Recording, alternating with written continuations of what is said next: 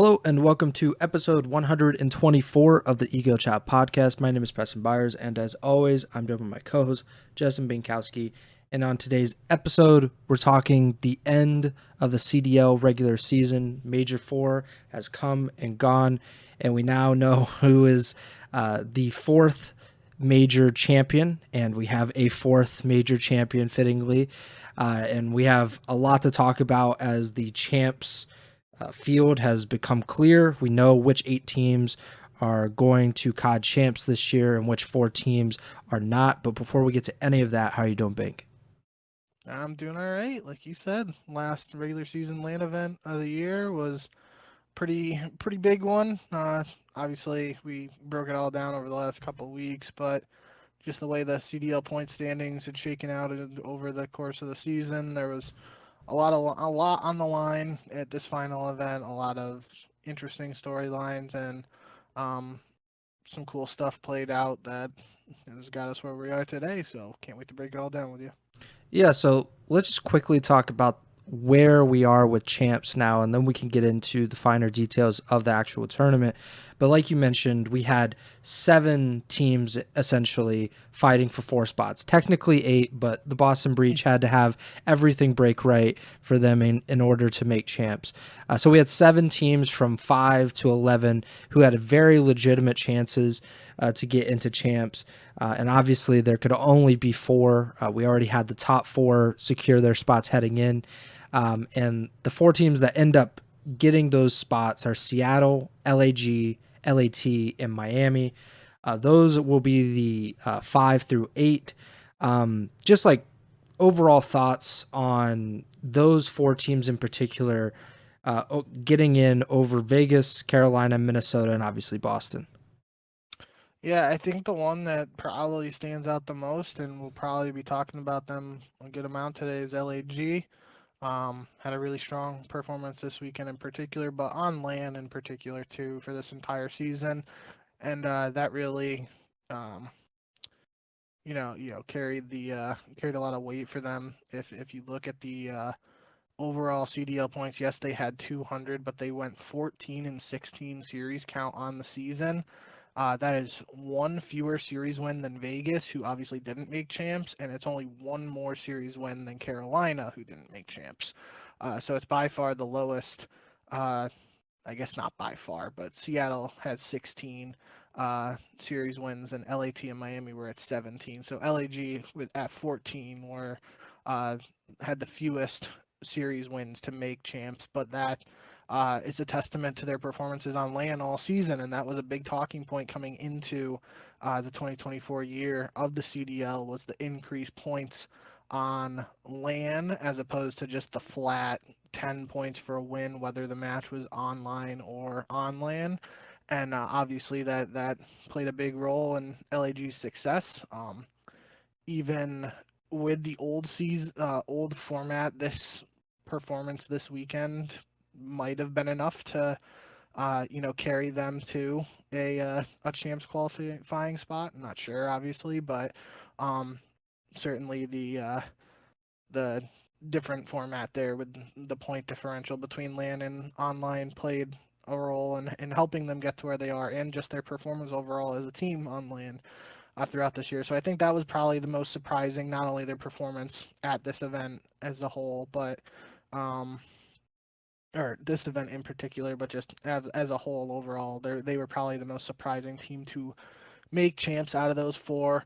Um, you know, Miami kind of, they had that stretch at the beginning of the season. They really looked good. Then they hit a really rough patch in the middle there. Didn't play well on LAN. They get Real into the lineup. It doesn't instantly click, but they are eventually now able to make some stuff happen. And they're definitely a tough team to beat when he's firing all cylinders. So glad to see it work out for Miami in their first season officially as the Miami Heretics.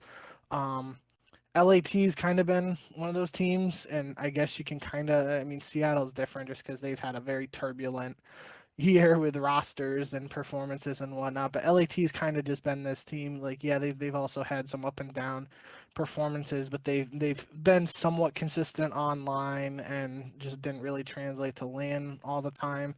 But they had enough talent and you know, wins and probably the online. If I had to look, I would wager they had 17. I would probably, you know, I remember they went 5-2 in one stage. I can't remember what I think they went 4-3 in this last one. So that's at least 9 wins online. So over half of their wins were online this year.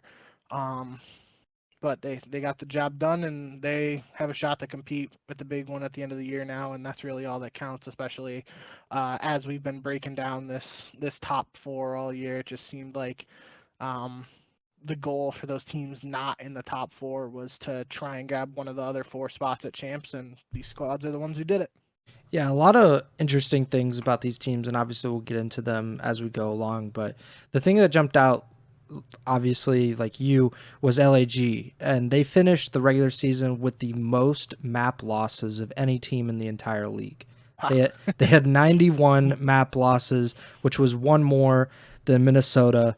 Obviously, Boston, they kind of tailed off at the end. They started just losing 3 in a row, and they did actually have a little bit of success earlier in the season, but I just thought it was interesting. They went 57-91 in map count, which is, you know, worse than Vegas, worse than Carolina. It's just better than Minnesota. So, you know, it really does. It is a testament to the fact that LAG, they were animals this year. They turned up when it mattered. The LAN points were so much more valuable than the online points, and they really made it work. And they tied for 5th in the end, and I think they'll be the 6th seed in champs. But let's talk about the very top of Major 4, and the team that ends up for the 2nd straight year closing out the regular season with a championship, the New York Subliners, a team that we have criticized, I would say, for quite a bit of the season for underperforming and for not being up to the standard that we expected of them. Of course, the Subliners, they won 2 majors last year and the CDL Championship. They're the defending world champions, and they did not show that for most of this season. We saw, you know, flashes of greatness, I would say. They had a really strong Major 1 qualifiers, and then they go to Major 1 and get 6-0'd. So that was, you know, kind of the first thing, but they've been up and down for most of this season. And even in this event, I think that's a good way to look at them, because they did not, you know, come out from the very start and say, oh, we're a dominant team. No, they get 3-0'd by Atlanta FaZe in the first round. So they get immediately knocked down to losers bracket and have to fight all the way through the lower bracket. Fortunately, they play, you know, they're farming a little bit. They got to play Minnesota first round, and they play Vegas. But they really, they earned this win. The only top 4 team that they didn't play was OpTic, and we'll get to them, but they couldn't have played OpTic. But they beat LAT, they beat Vegas, they beat Minnesota. They end up sweeping Toronto. They sweep LAG, who to that point had a very, very good major. And then they avenge that loss from earlier in the tournament to FaZe. They win 4-2. So overall thoughts, obviously, because this was something that I did not expect, of course. And I had just offhandedly mentioned, you know, wouldn't it be neat or something to that effect, that, you know, we've had the top 3 teams that we thought were the top 3 teams win the first 3 majors. We had Toronto win Major 1, FaZe win Major 2, and then OpTic win Major 3. Wouldn't it be neat if New York could win Major 4 and really solidify that we had a clear top 4 this entire season? Of course, I didn't expect that to happen. I think I predicted Toronto, but if Toronto didn't, I was expecting FaZe. And if FaZe didn't, I was probably more expecting that OpTic could make a run through the losers bracket than New York to win. So what are your thoughts coming out of this? Because this is, you know, we talked about in the last episode, the last 2 seasons, the team that wins the final event wins champs. what do you think about it now? Do you think New York are maybe the front runners to win the championship this year as well?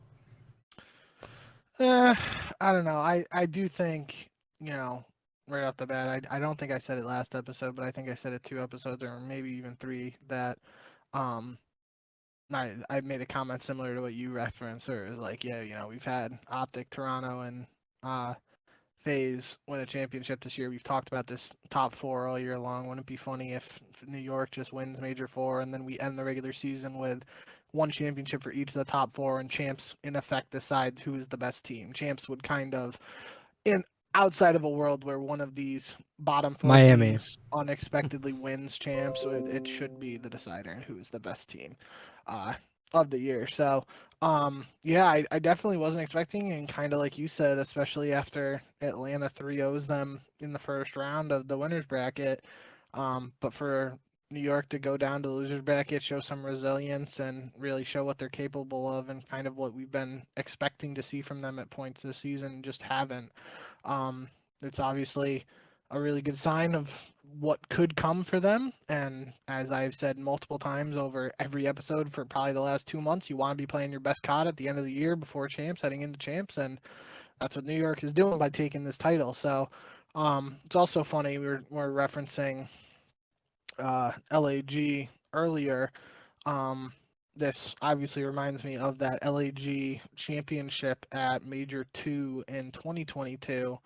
LAG lose 3-0 to Boston in the first round of the winners bracket, and they go down to the losers bracket round 1. They beat Toronto, London, Seattle, Florida, Boston again, who is the team that beat them in the winners bracket, and then they beat FaZe in the grand finals. So both championships now where a team has made the run in the CDL from loser bracket round 1. FaZe have been in the grand finals and on the losing side of it. And I mean, that's just something. I mean, FaZe has been in so many grand finals that I guess it's not necessarily a surprise that that's a coincidence, but it is kind of neat that they were involved in both of these historic runs for the CDL and the loser bracket.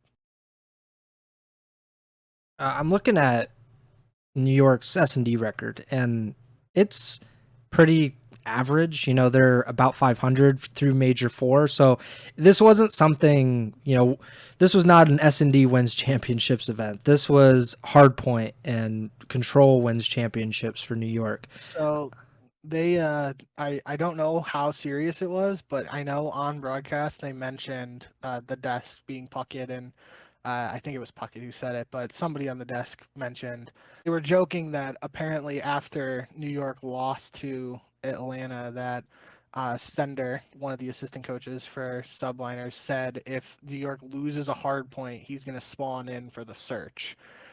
For those who aren't long-time Call of Duty esports fans, Sender was definitely, if you had to pick a mode, he would probably be best in. It was not respawn, it was search and destroy. So it wouldn't be the worst situation if he actually did sub himself into search, with, like you said, them having an average record in search at best. But I'm pretty sure it was Puckett who was joking, and then they didn't lose a hard point after that, or maybe they only lost a handful or less than a handful. So yeah, that was kind of funny. Don't know how true it is, but definitely something to make you think. They were like, okay, we can't let Sender play. We got to go out there and get the job done. I don't think, aside obviously from getting 3-0'd by FaZe, they did not lose a hard point the rest of the tournament. They get 3-0'd to start off, and then they beat Minnesota, Vegas, and LAT all in 4 maps. But again, S&D was kind of dragging them down a little bit. I think they went 1-2 in those 3 series. Of course, they didn't lose the S&D to Toronto or LAG. They 3-0'd them. And then the grand finals, it's they win both of the hard points, and they lose the first search and destroy and the first control of the series. And it doesn't go to a final search and destroy in that series, which would have been very, very interesting to see if FaZe could have pulled it out in a game mode that overall for this season, FaZe has been very strong in, and New York obviously struggled in this weekend. So, obviously it didn't hold them back from a championship. It if you have a concern about New York heading in, grant they have all the momentum. Let's be honest. Like, I think there's a reason that LAT did it 2 years ago, that New York did it a year ago. Winning this final event is such a boost of momentum, a boost of confidence, and it really kind of validates what you're doing as a team at the most important time of the year. I think there's a reason that those teams have went on to win championships. But if you do have a concern or you are a little bit skeptical of New York's chances when it gets to champs, it would be search and destroy. And that if FaZe figures out, one more control map, one more hard point map, we're really talking then. Like if New York can't go 500 in search at least, then it becomes an issue. And I think they went right about 500, maybe a little bit under that this weekend. But I just think it's incredible. Obviously, there was a little bit of debate after this event that who would be season MVP, because obviously we have 4 different major champions. We have a clear top 4. I think it would be foolish to consider anyone outside of the top 4 teams. I don't think anybody on, say, Seattle, Miami, LAT, etc. I don't think they could really have a valid case for MVP. But I think at this point, with those 4 teams kind of proving it, and I don't know if how the MVP voting is working this year. I'm not sure if it's media members, if it's or who of the media or whatever is voting for it. But I would imagine that OpTic's kind of late season collapse would play into voting, I'm sure. Because if this was voting after Major 3, you would think the OpTic would probably have one of the OpTic players would have a good chance. And maybe now you look at Hydra a little bit differently, or Kismet a little bit differently. I talked about it 2 episodes ago, I think now, but I thought Hydra was underrated for his season. It's just that the team hadn't really put it all together, and now it seems like they are kind of putting it all together. We'll see what happens with Search. What do you think about that conversation about, is it Simp or is it Celium or is it Hydra, Scrap, one of those players? I feel like you have to, in a year like this, and this kind of extends to the Rookie of the Year conversation as well. So in the case of MVP, you have one of the top 4 winning one event. So every possible MVP candidate has the same number of championships. So then it really has to come down to the numbers. And I haven't looked at the numbers as much. But the other thing you could weigh, and I would probably consider as well, is your overall placings outside of the first places. So you have Atlanta with, I believe, a first, 2 seconds, and a third. New York has a 12th place finish, OpTic has a 12th place finish, and Toronto has 2 4th place finishes.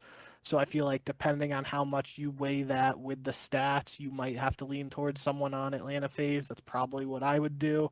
Again, haven't really looked at the numbers. I just know Simp has really been playing extremely well for Atlanta, and he's always in the MVP conversation. So with a blind guess, without really looking at the numbers, I would say Simp would probably be my front runner right now for MVP. But I think it's really interesting this year. Like you said, you can really make an argument for several players, because last year you had New York winning 2 events, nobody did, so it really made sense for Hydra. Was the year before that 2022? Did Celium win that? Yes. Because I believe so, because I think the year before that it would have been Simp. Simp won in Cold War. It was Celium won in, maybe it was a BZ in 2022. I'm not sure. Regardless, though, yeah. So I think that's my thought process, at least for MVP. I'm not sure. I believe I will be voting for All Stars. I don't know if I'll be voting for MVP, but maybe that's in combination or something. I don't have any extra info on that yet, but that's probably where my mindset is, especially with the teams having those top 4 teams. Those are your MVP candidates regardless, right off the bat. They each have 1 championship, so that really takes that away out of the conversation. So you have to look at placings, then you look at the stats. And we've always talked on this podcast about how much stats and KD really matter in COD versus how much they don't. or an MVP, an individual award like that, they have to be taken into an account. But the question for anybody who will be voting on MVP is how much you weigh those individual stats versus the placings in the championship.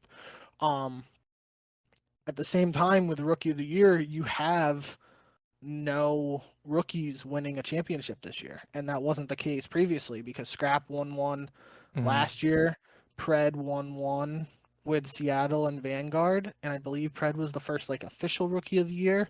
I think like before that in Cold War, Insight was like the unofficial Rookie of the Year, but obviously Toronto won an event that year, so that's not the case. And if you look at the teams that are in champs in the bottom there, does it come down to like Abuza, the guys on LAG, and then like Real on Miami? I mean, I guess you can kind of count Kremp as a rookie. He played towards the end of last year, so I'm not sure if he would count.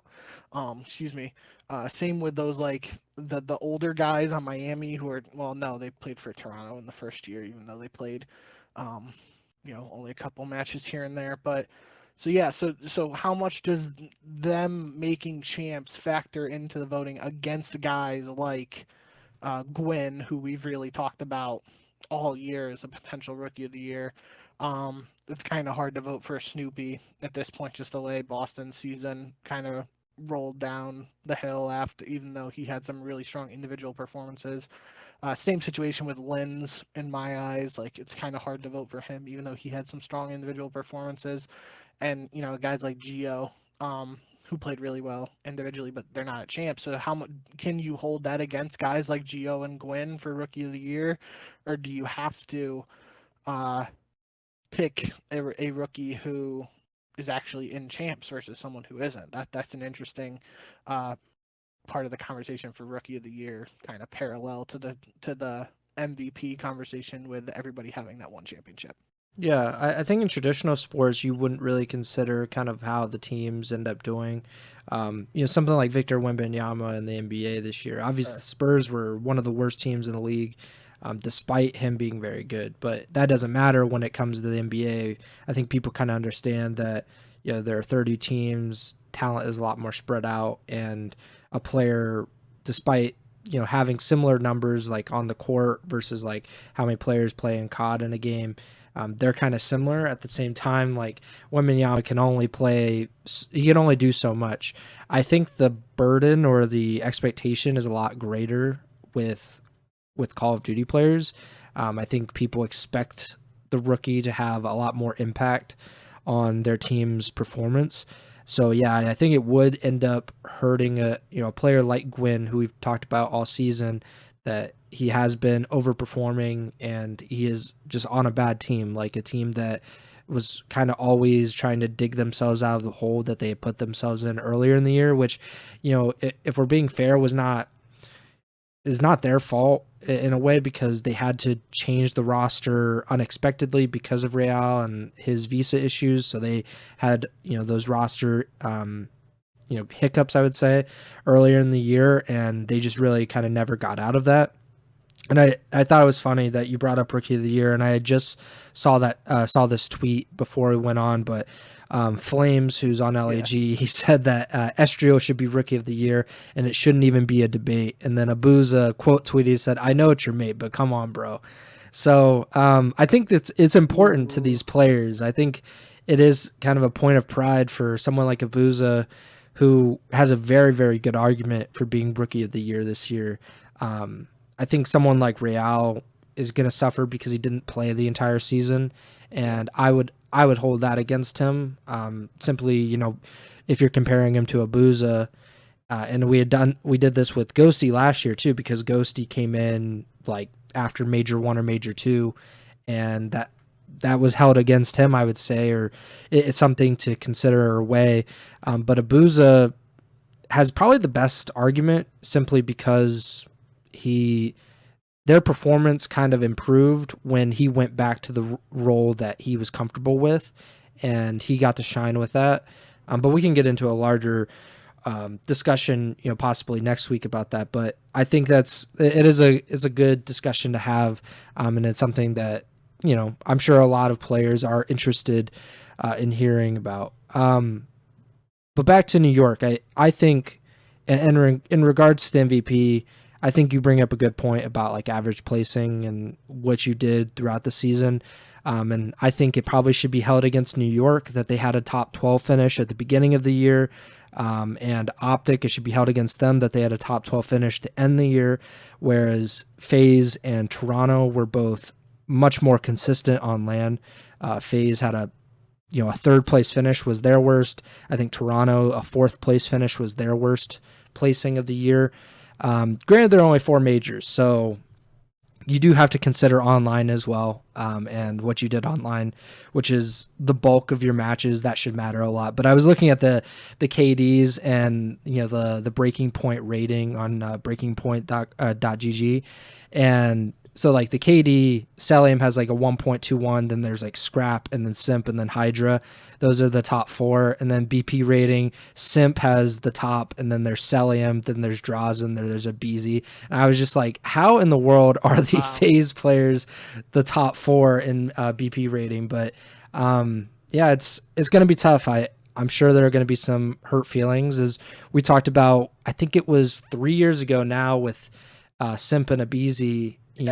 We were split on which player to give it to, and I think it's going to be the same way. Whether it's if you wanted to give it to Celium, I think there's a good argument to give it to Celium. If you wanted to give it to Simp or Hydra, or I don't know which OpTic player you would give it to if you had to give it to one of them, because they've each kind of shined in their specific moments. But again, we'll have a deeper conversation. Any last thoughts on New York before we kind of move on and talk a little bit more about what FaZe did at Major 4?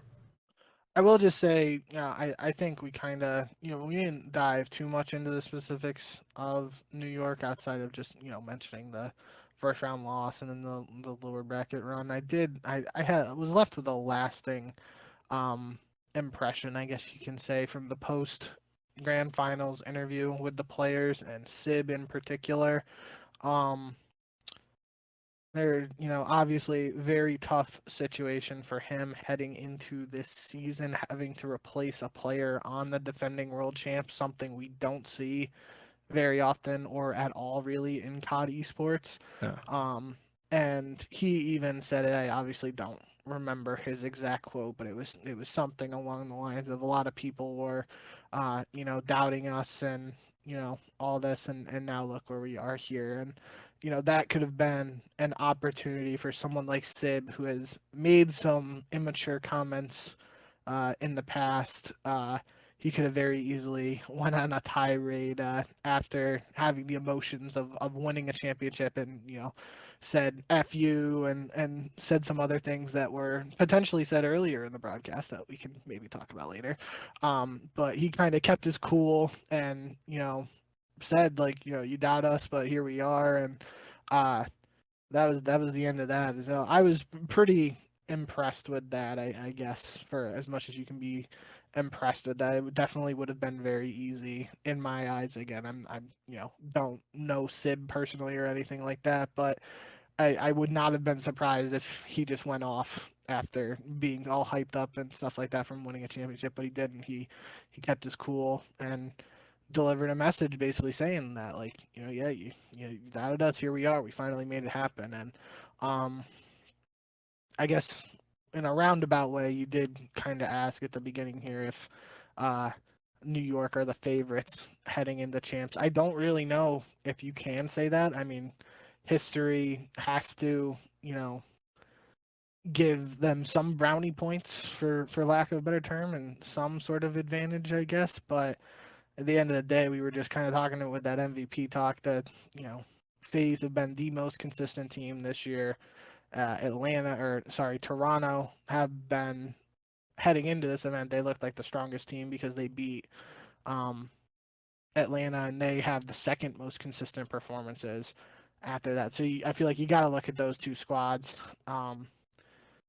But we just said it, the top 4 have one championship, and champs is going to be the decider. So really, any of those top 4 have a really strong chance to lift the title at the next month, but you can't sleep on a team like LAG, I guess, after this event. And this event's on LAN. You don't have to worry about any more online play from them. They're getting thrown right into their element with basically nothing to lose, because like we're basically talking here, like, we don't really expect them to uh, have much of a shot to win the whole thing, and they just got third place. So definitely they got to be one of the scarier matchups for some of these teams, but I guess we'll see how it all plays out. Yeah, so I was just looking, and I had said obviously the last 2 seasons we've had the champs winners. They had won the final event, and I was just kind of looking at some of the other events. I know that just off my brain, I know E United did it in 2019, yep, where they won the CDL or whatever, the CWL finals, and then they won champs.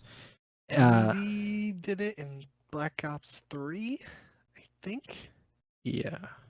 Obviously, it was different in the early days of champs where we were playing in March or April. Yeah. So like Freako Impact or whatever was playing like MLG Dallas in early March. And then, so, it's a little bit different. But I was looking at some of the other CDL event winners. And so like in 2021, obviously FaZe had a dominant season, but they actually tanked that last major. That was the Nikki D event. Yeah, so they get top 8 at that major, and Minnesota has their miracle, and they win major 5, and then I think they laid an egg, so they finished 4th, so not necessarily an egg, but they did not capitalize. Obviously, FaZe had an incredible run that year, and I wouldn't count 2020. Toronto won the last home series, which was their home series. So, that's good for them, I guess, but only 8 teams were at that. But yeah, I think if we looked at it, history probably does indicate that it matters a lot who wins the last event. Not necessarily that there's a direct correlation. That's obviously not true. Minnesota would have won champs in 2021, which would have been nuts. I can assure you that. But now we have a team that is very capable of winning a championship. 3/4 of this team won a championship a year ago. Sib is a championship caliber player. And the only thing I will say is about Sib and how you commended him for what he said after this event. I will withhold judgment or comment until after champs, because if they win champs, I think he might change his tune a little bit, simply because there's still work to be done here. And I think it is wise not to talk a bunch of crap before you go to champs, where you have 2 weeks to go, and you don't want to give anybody any kind of fuel or bulletin board material. And I just looked at the champs bracket. I saw it earlier, but it reminded me that we have Subliners versus Surge round 1. So that is going to be an extra spicy winners first round matchup. So New York, congratulations to them. We will talk more when we do like a full champs preview about them and their chances and whatnot. Let's talk about FaZe a little bit, because this was a team that you predicted to win the major, as 95% of majors in Ego Chall Podcast history. They are a very popular team around here. And for very good reason. We saw it with Major 3. They get to the grand finals, they lose to OpTic. Okay, that's they got third, I believe, in Major 3, if I'm not mistaken. And FaZe is obviously just a very strong team. They finished atop the regular season as we expected them to, and do you have any concern? I was trying to look it up before we actually started the podcast, and I could not find it, but there was conversation, obviously, after they lost the grand finals to New York, that this team does not kind of like fulfill their potential, maybe, so to speak. I'm not sure how to exactly phrase it, but they come up short a lot of times in these grand finals on Championship Sunday. Do you think that's fair or not, considering how many times they've gotten to the grand finals, or how many times that they've been in it near the end of these tournaments? Yeah, I think you can look at it both ways, and I think it is fair to do so, in the sense that you can have that conversation about, is it an issue that they're losing? multiple grand finals, but at the same time they're making multiple grand finals. So, when you're consistently in the finals, there's, probably statistically a good chance that, you're not inevitably going to win every single one. If you do, you're just the best team ever, and that's the end of that conversation. But, I bet we always joke about the green wall being like you ain't first or last. I bet if you ask green wall fans, would they have rather had a second place finish at Major Four or a last place finish at Major Four? They're probably taking the second place finish. So, you can look at it either way, really. And in my head, I think it is getting to the point now where it is starting to become noticeable that they're losing championships, and it's becoming enough of a trend that people are having that conversation. But at the same time, I'm not necessarily worried because, again, they are getting to that point. And I think the biggest testament of that, we've talked multiple times over the years now about how the changing of the format with the CDL lowering the number of matches you need to win to make the grand finals, that plays a factor in how much something like what I'm about to say means. But heading into the grand finals, FaZe were 9-0 map count and did not lose a single map at the tournament. So, in my head, heading into that grand finals, the number one thing on my mind was, are FaZe about to go an entire tournament without dropping a single map? I wasn't thinking, are we going to be talking about FaZe losing another grand finals, because they literally did not lose a single map heading into that matchup. And they beat the team they were playing in the grand finals 3-0. So I can see both sides of the argument. I am definitely not, major red flag, throwing up a major red flag over it, but it has caught my attention, and it's definitely something I think that's worth looking into in terms of what is there actually something that is, preventing them. You can't really say preventing them from getting over the hump, because this team has won a championship, and the guys on this team are world champions. They know how to win. It's just a fact of, when you're in these final situations so often, you're inevitably going to lose some of them, unless you're just MJ and you don't lose in the finals, I guess. Mm-hmm. But it's tough, and yeah, I can see the argument for both sides. I'm not overly concerned, but it has caught my attention.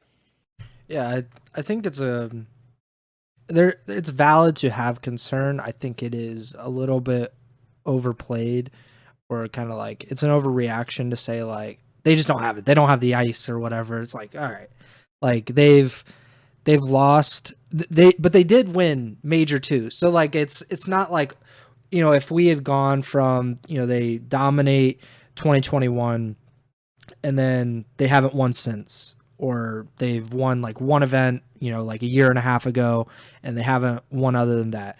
That hasn't been the case. Like I think it's, I don't know, it just seems kind of like an overreaction to me, at least. Granted, a lot of FaZe stock, not actual FaZe stock, because that's kind of like useless now, but like I have a lot of stock in Atlanta FaZe. They're a great team, and I think it's I think it's kind of ridiculous to sell them short. They're not losing to bums. They're not. They lost to Toronto, I think, twice at Major 1. They obviously won Major 2. And then Major 3, they lost to Toronto and OpTic. And then they lost to New York at Major 4. So they've lost to the eventual major champions in the 3 majors that they did not win. And I don't know, like, I just think it's very good competition at the top. Like, they're losing to the defending world champions, or 3/4 of it from last year. OpTic was on a roll that tournament. That was clear. And then Toronto was just, they were ungodly good to start this season. So I don't know. I saw Patty P say some stupid stuff about it, like maybe they just don't want it, or something along those lines. And I just felt like He said that? it was something to the effect where it did not make sense. I forget what it was on Dick Sarato's show. Maybe they just don't care, which is, I think, like, you don't think Simp, and I've talked to Simp, like I talked to him for that Breaking Point article a few months ago. I can assure you that at least from that conversation, I got the sense that they care a lot about it. They care a lot about winning, and maybe they care about the voices, or kind of like what's, what people are saying about them, especially after this. Maybe they hear that, maybe they don't. I don't know. I would be kind of surprised if they don't hear some of that and the criticism that they get. But I when you were talking about, kind of them getting blamed for getting far into tournaments and then losing, like I love to compare to traditional sports, but I feel like that's a lot about LeBron. Like, obviously he had a run where he was his team was in the finals every year, and more times than not his team would lose, and he got criticized for that. And you deserve criticism if you lose. You didn't play perfectly, you didn't play well enough to win. But I think the criticism should be just as loud for a team like Toronto not getting to the grand finals, right? Or a team like New York for 80% of the season not being to that point yet. Or obviously OpTic, they will get their criticism. That is a team that does not need to be criticized more. But I think about that. I think that and that Dexerto tweet, they say that it was the 7th loss in 9 finals for FaZe. So I would guess of the last 9 that they've been in. So that's something to consider. I don't think it would necessarily be the reason that they don't win a championship this year. Like a lack of ice or whatever you want to attribute that kind of lack of success to. But I don't know. It just seems kind of weird. All they got to do then is just go out and win champs, and that changes the whole narrative. Yeah, because if they win champs, then we're talking about this is the greatest trio of all time. There will be, like, OpTic fans cover your ears, but there will be no talk about Scump and Formal and Crim6 and all of them, because at the end of the day, like, that team, that core won 1 championship, won 1 world championship, and FaZe with Salium, Simp, and Abizi would have won 2 championships, and then Simp and Abizi would won 3 championships together, which would undoubtedly make them the best duo of all time. So, I mean, a lot of legacy talk, I think, is going to come out of this champs one way or the other, because unless Toronto win, of course, because then Toronto would have a bunch of first-time champions, but OpTic would have a few multiple time champions. FaZe would have a few, and New York obviously would go back to back, which I don't think has ever happened before. So they would be going against history. Players have gone back to back. I don't think teams or like a franchise that's gone back to back at champs. So that's also something to consider. I think we're going to be talking a lot about that over the next few weeks, especially in whatever happens at champs. We'll obviously talk about that a lot. But I don't know. I'm kind of protective of FaZe because it just feels like we criticize the best in sports a lot more than we criticize kind of like the mediocre a lot of times, or maybe the somewhere in between mediocre and great. So I'm not going to criticize FaZe for whatever, falling short of this. But I will criticize them in 3 weeks from now. Let's talk about, you want to talk about Toronto next? Or should we talk? No. Let's not jump the gun. And I wore their shirt. I think I wore it to work, I think on Friday. And obviously they had their big Thursday triumph. So I was kind of feeling good. I was sporting my Los Angeles Gorillas apparel. I am one of probably 4.5 people on the face of the earth to own this apparel. But they deserve to be praised for, like, for all the criticism we've given to the Carolina Royal Ravens and last year given to the Las Vegas Legion for coming up short when they really needed it the most, the Los Angeles Guerrillas did not do that. They did the exact opposite. They went above and beyond to make sure that they got a champ spot. They beat the Toronto Ultra in round one of the winners bracket, something that we just completely disregarded as a possibility heading in, and rightfully so. And then they solidified that they do in fact own the city of Los Angeles, and they beat LAT once again. And of course, they lose to Atlanta and New York, but who cares about that stuff, because they weren't expected to even get that far. They finished third at this event. An incredible performance. They get a spot at champs. Let us praise LAG. What do you have to say good about the Guerrillas? I mean, before we get into the good, it is, you kind of referenced it there, and I mentioned it earlier when talking about FaZe not losing a map before the winners finals, but Guerrillas get top 3 with a 2-2 match record. And that's just the format we're in now, and there was many years ago where a 2-2 record in pool play you're out was happening just before you even get into the bracket, and you might not even get into the bracket play. So I think we gotta pump the brakes on complete, like, oh my god, LAG is the greatest team ever, but it is definitely worth praising them in considering their first round win, like you mentioned, over Toronto. Don't think either of us put much stock into that potentially happening at all. Just the way Toronto had been playing, I don't even really remember the way LAG were playing online leading into this, but I don't think it would have mattered even if they were like completely stomping teams. We both probably would have been thinking Toronto, just the way they had been playing, that they were going to take this one. And I know we were talking about it last week, how Toronto's going to beat LAG, and then it's going to be LAG versus Carolina in a do or die match for a potential champ spot. So there was a world in our heads where potentially LAG gets top 12 and they end up getting top 3.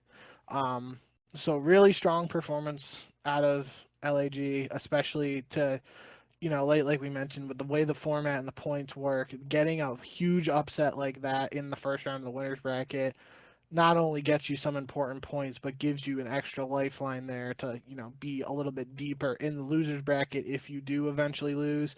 But they do. They get the luck of the draw in terms of that.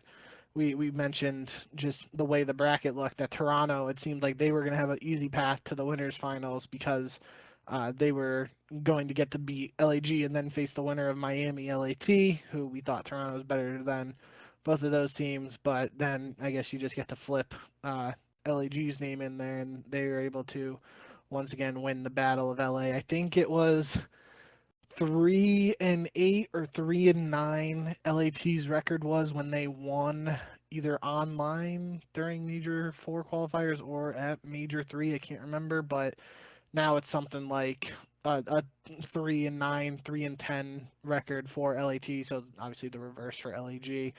Just absolutely dominant record against the other LA franchise for LAG, when you probably can look at their record against every other team and it's not even close to as good. So yeah, and I think with that win over Toronto, I believe, so LAG won both hard points. The only map Toronto won was the Control 3-0. But we have been talking about Toronto's search, and I don't think we really had questioned Toronto's hard point heading into this event. And we certainly weren't talking about LAG being some hard point juggernaut, right? So that really stood out to me too, that LAG not only were able to pull off this upset. If you told me like LAG somehow pulled off an upset, I'd probably be thinking it was like a Neslo, like couple search wins in there. No, they were able to do it. They win a search, but they also win both hard points. And I don't think there was a world where I was thinking that was possible heading into this event. So definitely shout out to LAG putting in that work, getting the champs spot done. And really, you circle back to the beginning of the year on all the criticism around this roster, the coaching staff, the way the roster was assembled. heading into the year. It's definitely not been the easiest season for them, especially those online struggles. But on LAN, at least 3 of the LANs this year, they really showed up and were able to prove some people wrong. So just shout out to the LAG camp when a lot of things were, a lot of people and a lot of thoughts were going against them. They were able to make some magic happen at this event. It was really cool to see.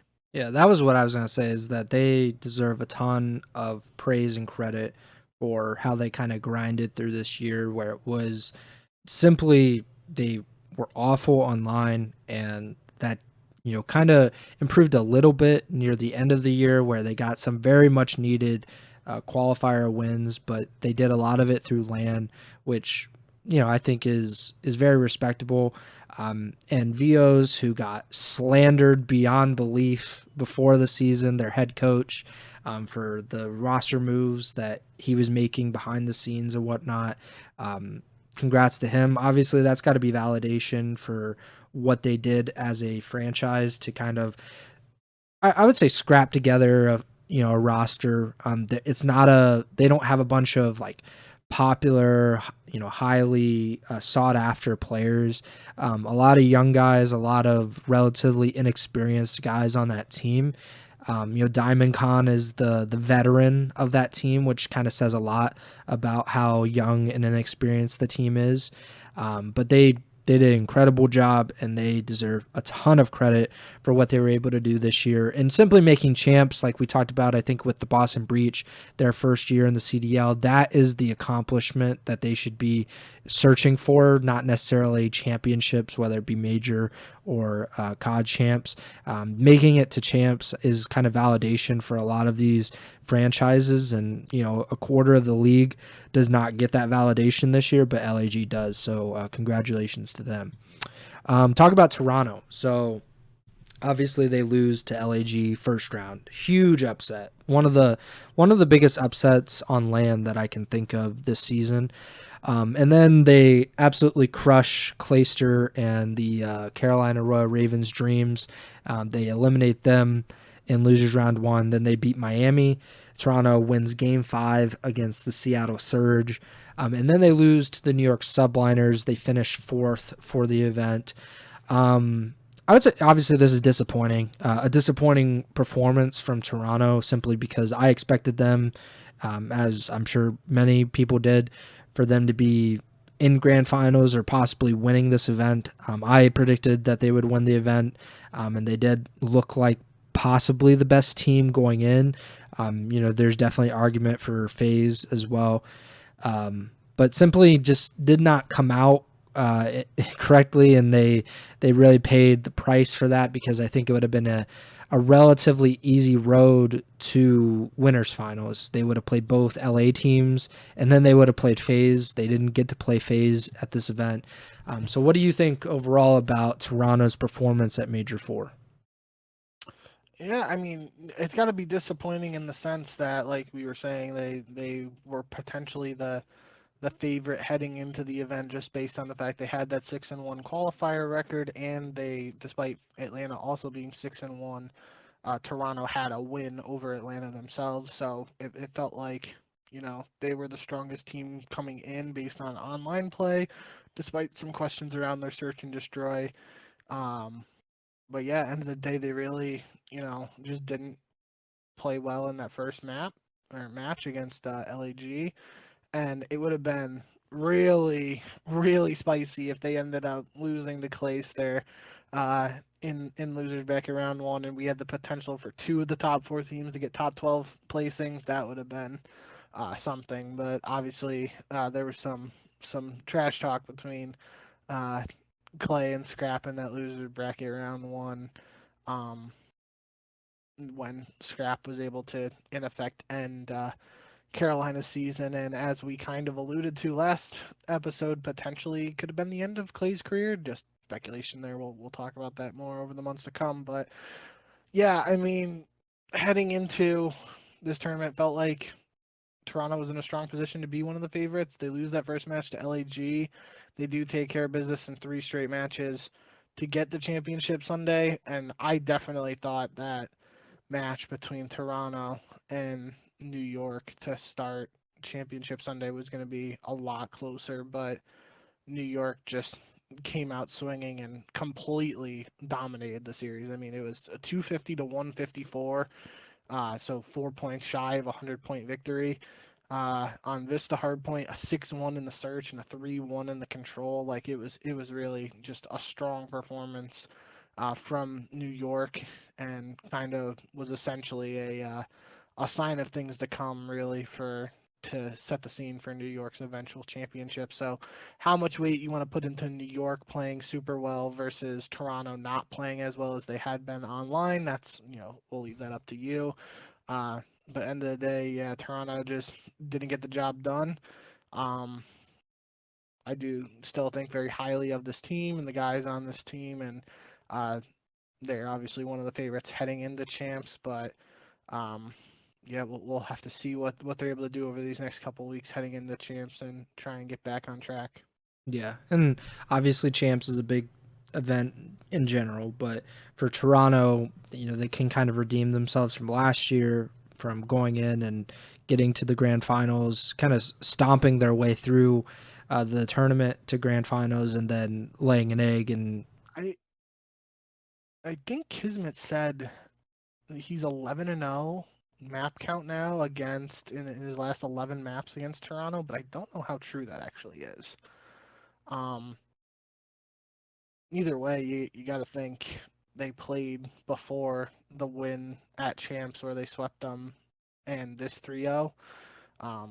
But definitely something interesting. Maybe New York and Kismet, 99 Kiz as they're calling him. I really like that. I think I like that more than the Bulldog. Bulldog's still kind of fun, but 99 Kiz is just a sick nickname. Maybe New York just really has Toronto's number. Who knows? Kind of like, we've been talking about Toronto kind of having Atlanta's number outside of that like one online match that I think it was Major 3 qualifiers, because they didn't play at Major 2. Toronto beat them at Major 1, didn't play at Major 2, and then they beat them at Major 3, I believe. So yeah, maybe it's a similar, like Toronto has Atlanta's number. We know Atlanta had OpTic's number before Major 3 this year. Maybe New York, so maybe it's just like, a never-ending circle with the top 4 teams. Who knows?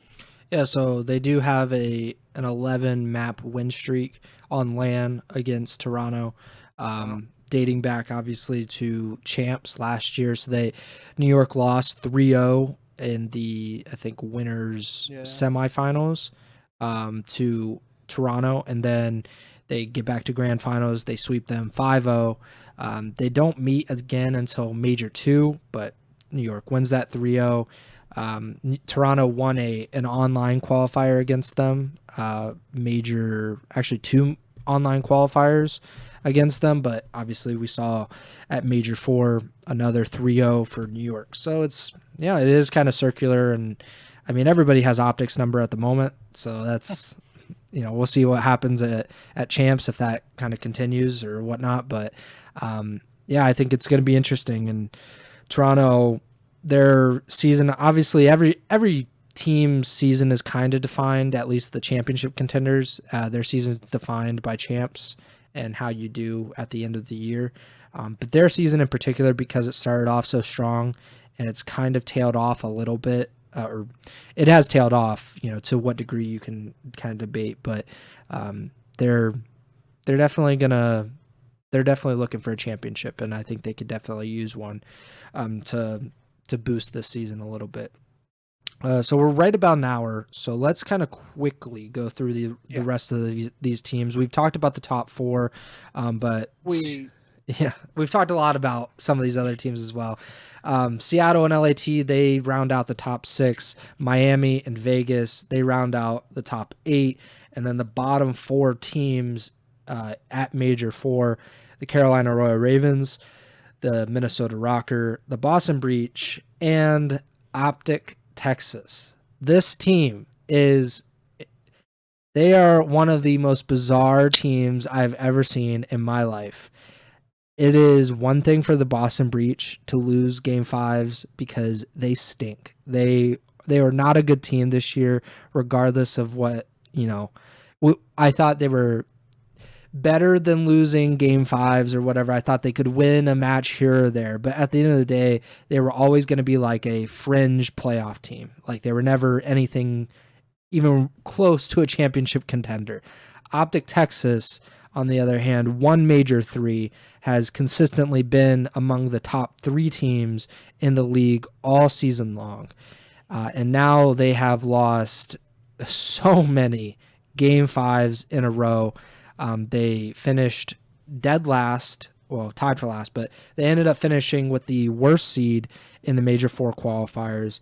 And they have lost, I believe, 6 of their last 7 matches have been game 5 losses.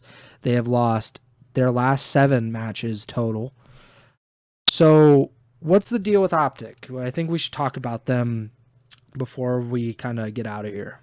Yeah, that was the one. I feel like we have to talk about them. I'll speed run through some of those other teams after we get done here. The one thing I don't think you said when you were just running through some of the streaks is they've now lost 12 straight search and destroys.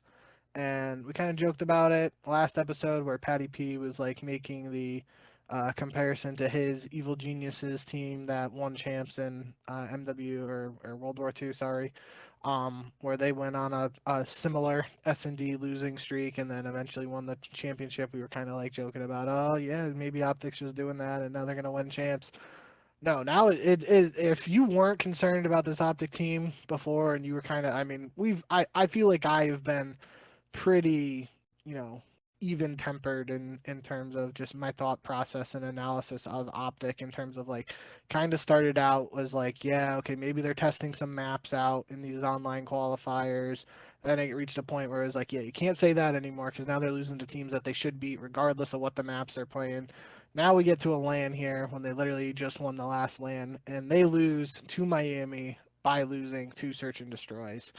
Just feels like that's just it can't be happening for this team and what especially the expectations they set for themselves after winning a championship for this collapse to come in after that fact is really baffling to me. I still don't have a really strong answer for why this could be happening. Like obviously you can look at those stats you mentioned and say like, yeah, they've lost 12 searches in a row, but like what has changed within the team to cause this drastic, like it's they were never the best S&D team, but to go from a team that could at least win a couple searches enough to win a championship to losing 12 straight searches, I really don't have a good answer for what exactly is the cause of that. And it's gonna be depending on how they place at champs. There's gonna be a really interesting conversation around this OpTic team because just a few less than 2 months ago, you're probably, especially if you're a Green Wall fan, you're probably thinking, "Oh, sweet, we got a LAN championship now. This new team that we just made this year, it's firing on all cylinders. Is this the OpTic team for the next couple of years? We're gonna lock these guys up on contract. Like they are a bad placing of champs away from potentially going through another rebuild. And then there's many questions there, like who do we need to change on the team? Like what potential roster changes can you make? There's, I mean, they can obviously end that conversation by placing much better at champs or winning champs. But outside of that, I mean, based on what we saw this last weekend, and obviously it was only one match sample size, we are a couple weeks away from having some serious conversations about the future of OpTic Texas and what the roster might look like heading into next year. I don't have the answers. I don't know. I mean, there's also obviously the possibility, right, that they flop at champs or get like a middle of the pack placing and decide to stick together. But That'd be who interesting. knows at this? Yeah, I mean that's just where my head's at right now. Is like there are so many scenarios and so many different possibilities right now with this team, and I don't have the answers in terms of what has been going on with the team to cause them to go from first to worst, for lack of a better phrase. And if I don't have the answers for that, I really don't have the answers for what they can do to fix it and what the future looks like. So a lot of, obviously we always talk about the Green Wall wants first place finishes. now you got to be like what are the expectations for optics at champs? Like are they going to be able to fix this in this time? Because for all the talk we've had over the last couple of weeks of okay, maybe they'll turn the corner now online. Oh, it's okay. They're getting off online. They're going to go to LAN. They're going to turn things around, win a couple series on LAN maybe. Now it's got to be like as close to full panic mode as you can be, really, in terms of just trying to figure out what you can do to get back to that championship form we saw just a few months ago.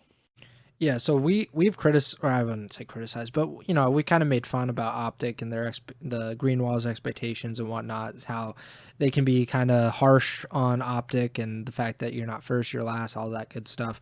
That it's all kind of silly, tongue in cheek, but they're probably the highest paid roster in the CDL, or they're one of the top four. I don't know what the exact is, but they're definitely paying these guys a lot of money. This was a team with championship aspirations, championship expectations, and they even won a major. Before this weekend, the most recent major they won. So it's not like, the team just simply didn't click. Like, no, it clicked and then it unclicked for some reason. They can't figure it out now, and they've lost. Like you were mentioning, it's not just that they're losing, it's that they're losing to bad teams, or teams that certainly are a level below them. They beat the Miami Heretics to, at their last win, which was now a month ago today. That was OpTic's last win in the CDL. They beat the Miami Heretics 3-0, and it was a pretty convincing 3-0. Since then, they have lost 7 consecutive matches, including the most recent loss to the Miami Heretics. So, I don't know what to think of them. I would say in terms of expectations or whatnot about like what would be considered kind of underperforming or a disappointment for champs, I think anything below top 4, that is, that's the worst that you could possibly do for OpTic. And, it's not like they have, it's champs. Nobody has the easiest road to the grand finals or to a championship. But I think for OpTic, if they get anything less than top 4 at champs, then, blow this team up and don't look back. I'm just kind of stunned by what's been going on the last month for them and why they can't figure it out. I would love to hear a podcast or some kind of documentary or whatever about this team. If they do end up, say, getting top 8 at champs, like there has to be something, because like nobody really expected, I can't say like nobody expected, but like obviously that Octane Methods OpTic roster in World War II is kind of like the low bar for OpTic teams, at least recently. But this team is far more disappointing because they have so much higher expectations, and I think rightfully so. So we're going to see. I mean, they got to figure it out, but OpTic definitely not in a good place by any means, heading into the biggest event of the year. And obviously the rest of the bottom 8 of this event, Carolina, what is there to say about the Royal Ravens? They finish top 12. They do not win a map here, and they are eliminated from champs contention, as we, as you mentioned a little bit ago, could be Clayster's final event. I think he said that he might try to stick it out through Esports World Cup, which is next month in August. So that could be his last event. We're not entirely sure, but obviously, potentially a great career coming to an end, and obviously a disappointing season, another disappointing season for Clay after falling short of champs last year with the Legion. We talked about OpTic Minnesota. They are, blow that team up completely. We'll see what happens. Maybe they keep Lins or whatnot, but the standee gunless experiment obviously did not work out. That's just, it happens. Their team was not built for championship success. That was pretty clear from the beginning of the season. And there's been, accuracy, dealing with a lot of the personal stuff, and obviously, best of luck to him and his family. That sucks, and we wish him the best. As far as the team goes, like they don't really have a clear path forward, and it'll be interesting to see now that I think this was the first season that G2 came in earlier this year. So this will be interesting to see what G2 does in the off season to kind of build and rebuild this team. And then there's Boston, and we've talked so much about them. That team will be blown up with the largest stick of dynamite that is physically possible, I think. There's just no way that outside of maybe one player that you could keep it. So I will say that there's one chance that maybe Snoopy will be back. That's the big question for me. Are they going to keep Snoopy, or are they going to completely blow it up? I could see as a mystery door number 3, they keep Snoopy under contract and make him play in challengers. That was what Slasher was alluding to when Slasher was released earlier this season, and then Boston historically goes on a losing streak before they somehow beat Boston at the end of the year online. So yeah, there is a possibility I could see them retaining Snoopy's contract. Then the question becomes, will they keep him on the main roster, or will they do like a challengers team and make him play in challengers a little bit?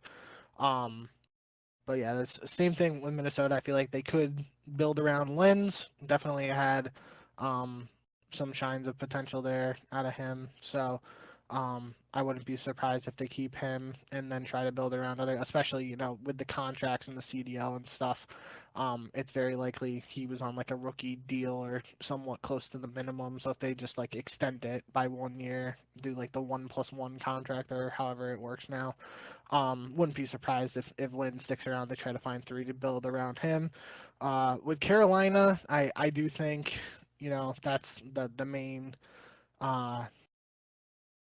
Well, no, I think the main sticking point for Carolina is you got to keep Gwynn no matter what. He was by far the best player on the team, and I feel like some other top teams could try to poach him or try to lure him away. If you're Carolina and you're serious about trying to turn things around, I feel like you have to keep Gwynn at a minimum and then go from there. But outside of the Gwynn conversation, I do think that all eyes in the Carolina camp are on Clay, whether he will compete another season next year as well.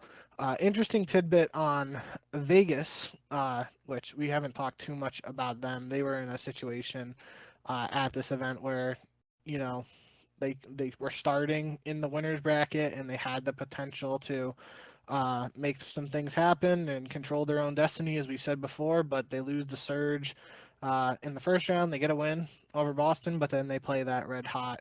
I guess they weren't technically red hot at the time, but they play Subliners and lose to the eventual champions. So not technically the worst way to go out, but when it ends your season, it stings a little. It doesn't sting any less. Interesting note on Vegas, though, I thought I saw from Easy Mac, former FaZe analyst, at its_EasyMac on Twitter. He said, with how roster mania goes, I know it won't happen, but Vegas should stick together. Team is young and showed real growth at the end of the year. A full preseason together, another year of experience, and they'll easily be a top 16. There are almost never teams outside the top 3-4 that you say that about after failing to qualify for champs, but they are all legit very good players outside the top 4 teams and some stars on top 8. I think this is a great core for Black Ops 6.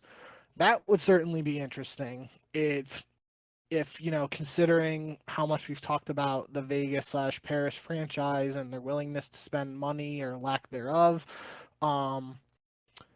If they have some of these young guys on cheap-ish or close to the minimum contracts, do they keep these guys around and try to run it back? Definitely an interesting conversation to be had around there. I feel like Nero really turned up at this event and towards the end of the year, and we've kind of had that conversation about him since his Boston days. Like, he just has such explosive potential. It's hitting that form of consistency, and then he's going to turn into a true star potentially in my eyes.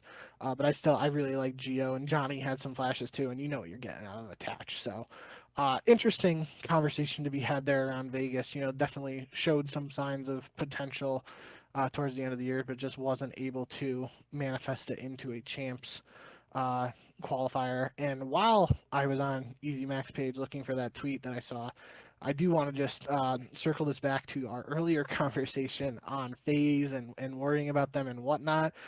he posted an interesting tweet here. With FaZe and Cold War, they had a 34-7 series record, 123-53 in map count.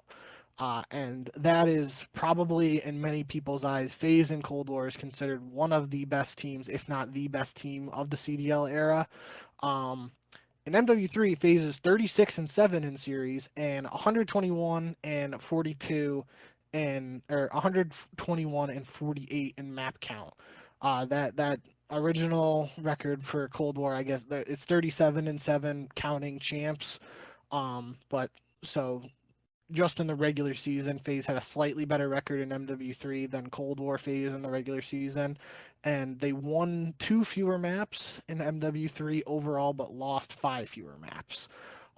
So that is interesting, considering, like I just said, that several pundits do consider Cold War FaZe to be one of, if not the best teams of the CDL era. And this MW3 FaZe team potentially has some better stats in terms of series and map counts. So um, something to keep in mind there. Shout out Easy Max for all the stats and everything he does. Yeah. Yeah. Obviously, that team is definitely the best team that I've seen in the last. I mean, I'm thinking even past CDL era, probably since like OpTic FaZe and like AW, like those teams were very dominant. But even then, like with how many events, it's kind of hard to pinpoint how dominant some of those teams were. But certainly one of the best teams of all time.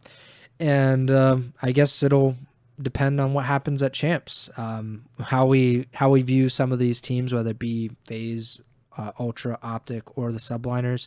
But yeah, we have a lot to talk about over the next few weeks. I'm sure we'll get into it obviously more when we do our major, or not our major preview, our champs preview in 2 weeks from now. So I'm really excited about champs. I think it's gearing up, because if one of those teams, Ultra, OpTic, or FaZe, if one of those teams had won Major 4, that team would be undoubtedly the team to beat. We would look at them, okay, they won 2 of the 4 majors. They are the favorites to win champs. Now we have a complete split across the board. You have a reason to believe that New York is the best team. You have a reason to believe FaZe is the best team. You have the reason to believe the Ultra could be the best team. You don't really have a reason to believe that OpTic is the best team at the moment, but they have maybe the most talented roster. And if they figure 1 or 2 things out, I think they could be the best team. But that makes it all the more intriguing as we get to champs. But one last thing, and this is not necessarily this major related, but let's talk just briefly and mention that Cloud9 is returning to Call of Duty after, I believe, 7 years away, if I'm not mistaken. They have acquired the New York Subliners. This was announced late or just 2 days ago, I think, officially, or a day ago.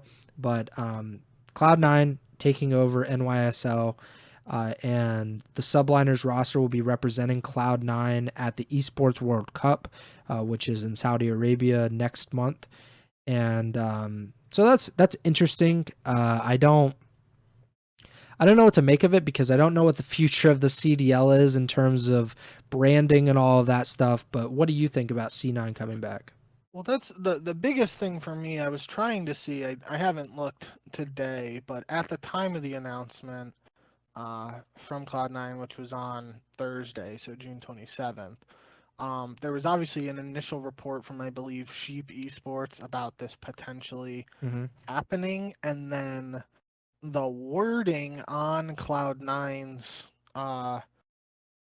tweet is just Subliners joining Cloud9. There's no like official press release that I saw before this, and that's just my biggest question is, what is the nature of this, like, joining slash partnership slash agreement, whatever it is. Is C9 just the owner of NYSL now, like, or are they just partnering for representation at the World Cup? We don't really know, and like you said, without knowing technically what the future holds for the CDL in terms of brands and all that stuff. It is interesting, but at the end of the day, C9 is one of the biggest orgs in esports, especially in League of Legends and across multiple other esports as well. And them being in the CDL after being away from competitive esports for however many years, I think I saw 7 somewhere, and it was probably a Patty P team. That was potentially the last team to I was going to quiz you. Was it? Can you guess the 4 players that made up the final C9 Call of Duty roster? This was 2017 champs, so IW. So that's Aches, Assault, Exotic, and Priesta. I don't know how you would have known that, but yes, that is the final C9 roster. Of course, the most famous C9 roster is Lacefield and Ricky and Aches, and the infamous, or depending on which side you're on, the OpTic series. So but C9 is back. It's been 7 years, just shy of 7 years, because Champs was August 2017. So that was the last event for C9. I mean, it's cool. It's very, now we have G2, we have C9. Obviously, Heretics came back this year. We have OpTic, we have FaZe. Technically, we have Envy as part of OpTic. We have 100 Thieves. We have Luminosity. Oxygen Esports doesn't have like a history, so we can't really do anything there. Anybody obviously, who knows what's going on with the Gorillas? That'll be an off-season thing, I'm sure. Yeah, and Carolina is the Rect Global. So it's Rogue, I think, technically. Was Rogue, but I think they split. Yeah, they're weird. At least for the LEC, there was something there with the guy like Ibai or whatever his name is, who's a streamer. There's something with. Forget what their team is, but Spanish team. Well, is it Mad Lions? No, that is no, Mad Lions is Splice. Yeah, which is Toronto. Yeah. I forget what it is now, and it's gonna drive me up a wall, but it is. But yeah, so there's a lot of teams that essentially have a lot of, it's KOI. Yes. But a lot of teams that have a history in Call of Duty or a history in esports. I really wish that they would have brought back Splice. I love that logo. I think it's very cool. I have good memories of Splice, or even Mad Lions, although I think that's kind of like, sectioned off to Spain, so I don't know what they're doing with that. But I talked about my affinity for just regular esports brands versus the franchise brands, and maybe we'll get to that, because the graphic was C9 COD. Obviously, that could just be tied into the Esports World Cup, and C9 replied to someone on Twitter, said that the NYSL roster will be wearing C9 jerseys at the Esports World Cup versus Subliners jerseys. So we'll see how it goes. Obviously, that World Cup is weird because somehow the Boston Breach were invited to an event, and they're one of 8 CDL teams that will be present. And I'm not sure how things are going to shake out for the rest of it, but I'm cool with this. I don't know what this really does for Call of Duty in the grand scheme of things or whatnot. That's the bigger question at the end of the day. We're not going to get those answers anytime soon. Probably in the off season. We'll see if this relationship, I guess, is the most accurate way to call it right now, with C9 and Subliners, if it extends into next season, into the off season, or if this is just something for the World Cup and then they end up going their separate ways. I inevitably don't think this is the last time we'll be talking about C9 and NYSL, but at the end of the day, it's good to see C9 back in COD esports, and whenever you get an org with the pedigree that C9 has involved in COD again after being away for several years, can only really be good things. Yeah, certainly. And Pick'em, to round out the regular season. Obviously, we will be picking throughout champs, so it's not finalized yet. But heading into the last event of the year, you are. Run. Yeah, I was a lot better than I thought I would be. 162 and 78 you are throughout this season. 11 and 7 at Major 4. Obviously, FaZe losing hurt a little bit, and there were quite a few upsets early. And I picked a lot of wrong ones between the ones that we both went different ways. I got every single one wrong. yeah, and then I went 14 and 4. One of my better majors since like the beginning of the season. So I am now 4 matches behind you at 158 and 82, and then there's Trimmer at 0 and 1. So maybe he'll get one at champs, maybe he won't, probably won't. But we are done with the regular season. The regular season is completely behind us, and now we're moving forward. We have 2 weeks until champs, or 2.5 weeks or something like that. I believe it starts on July 18th, if I'm not mistaken. So we have, a few episodes before then. I would like, hopefully, to do something next week. Obviously in 2 weeks, we'll do our champs preview. That will just be completely focused on the 8 teams and what we think is going to happen at the grand finale. But next week, I would hope that we could do something in regards to doing our voting ballots or something, maybe pick who we think the MVP is. We did talk a little bit about it, Rookie of the Year, All-Stars, like we did last year. We talked about the All-Stars, All-Star teams. And maybe we can talk a little bit about those bottom 4 teams, the teams that will not be present at champs, and discuss what they might do or what they should do going into the off season, because their off season began on Sunday. Well, some of them began a little bit before that, but they're done. They're going to Cancun, or Galveston, as Charles Barkley would like to say.